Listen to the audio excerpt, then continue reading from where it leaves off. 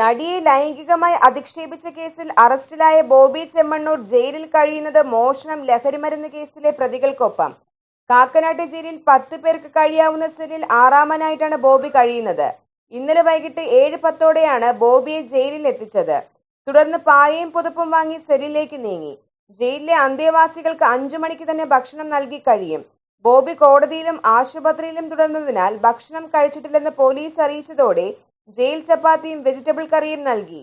ബുധനാഴ്ച രാവിലെയാണ് ബോബി അറസ്റ്റിലാവുന്നത്. പിന്നാലെ റോഡ് മാർഗം എറണാകുളം സെൻട്രൽ സ്റ്റേഷനിൽ വൈകിട്ടോടെ എത്തുകയായിരുന്നു. അന്ന് രാത്രി പത്രക്കടലാസ് വിരിച്ചാണ് ബോബി സെല്ലിൽ ഉറങ്ങിയത്. അറസ്റ്റ് രേഖപ്പെടുത്തിയ ശേഷം മെഡിക്കൽ പരിശോധന പൂർത്തിയാക്കി വ്യാഴാഴ്ച പുലർച്ചെ 1 മണിയോടെ സെല്ലിൽ എത്തിക്കുകയായിരുന്നു. ഒരു രാത്രി മുഴുവൻ പോലീസ് സ്റ്റേഷനിലെ ലോക്കപ്പിൽ കഴിഞ്ഞെങ്കിലും തെറ്റ് ചെയ്തിട്ടില്ലെന്ന വാദവും ചിരിയുമായി കോടതിയിലെത്തിയ ബോബി ചെമ്മണ്ണൂർ ജാമ്യം നിഷേധിച്ച് ഉത്തരവ് കേട്ടതോടെ തളർന്നു. ഇന്നലെ രാവിലെ 11-ന് ജനറൽ ആശുപത്രിയിൽ വൈദ്യപരിശോധന നടത്തി. 12ഓടെയാണ് കോടതിയിൽ എത്തിച്ചത്. മാധ്യമങ്ങൾ കാത്തുനിന്ന പ്രധാന വഴിയിൽ നിന്ന് മാറ്റിയാണ് 2-ാം നിലയിലെ കോടതി മുറിയിൽ എത്തിച്ചത്. റിമാൻഡ് റിപ്പോർട്ടിലും ജാമ്യ ഹർജിയിലും വാദം 2:30 വരെ നീണ്ടു. ഉച്ചയ്ക്ക് ശേഷം ഉത്തരവ് പറയാൻ കോടതി പിരിഞ്ഞു. ബോബിയോട് കോടതി മുറിയിൽ തുടരാനും നിർദ്ദേശിച്ചു.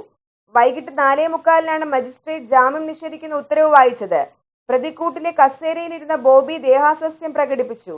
ചുറ്റും നിൽക്കുന്നവരോട് മാറി നിൽക്കാനും വെള്ളം കൊടുക്കാനും കോടതി നിർദ്ദേശിച്ചു. നടപടിക്രമങ്ങൾ പൂർത്തിയാക്കി 5:30ഓടെ ലിഫ്റ്റ് വഴി താഴെയിറക്കി. തെറ്റ് ചെയ്തിട്ടില്ലെന്ന് മാധ്യമങ്ങൾക്ക് മുൻപിൽ ബോബി ആവർത്തിച്ചു.